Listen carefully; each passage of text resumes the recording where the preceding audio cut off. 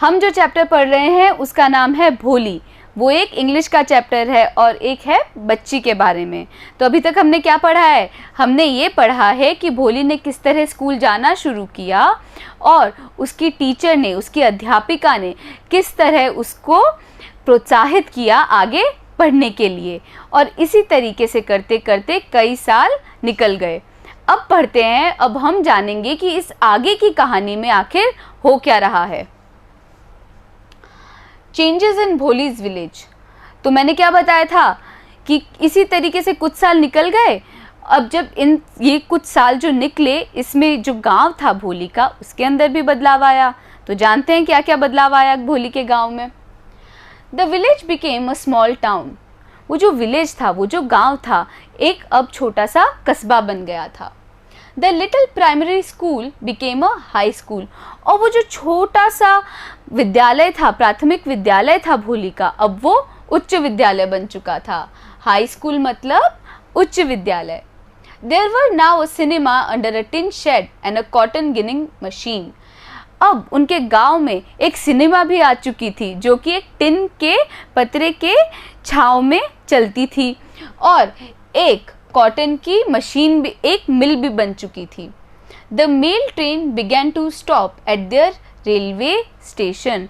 और यहाँ तक कि एक मेल की ट्रेन, जो मेल ट्रेन होती है ना, जो कि सामान लेके आती है, वो भी उनके रेलवे स्टेशन पे रुकने लग गई थी। One night after dinner Ramlal said to his wife, then shall I accept Bhishambar's proposal.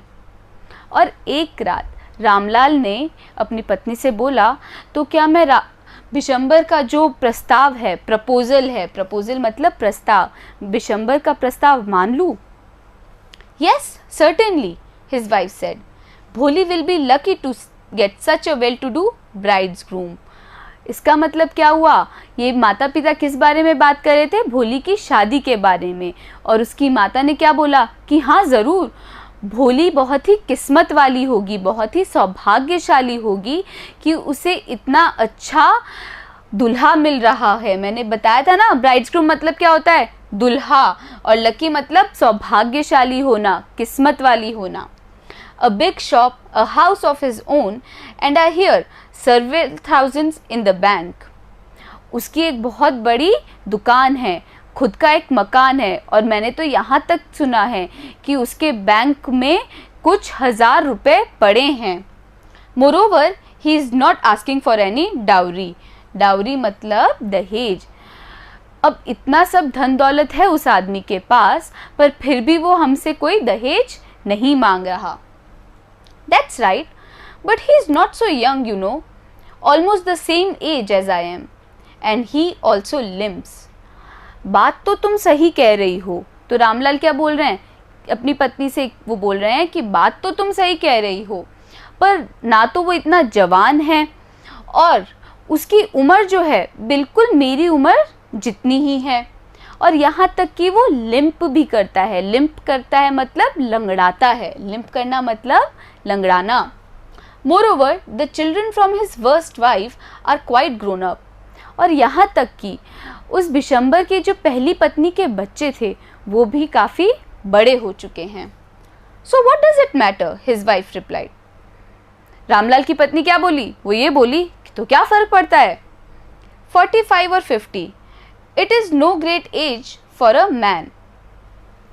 40 का हो 50 का हो, आदमी के लिए कोई उम्र बड़ी नहीं होती। We are lucky that he is from another village and does not know about the pockmarks.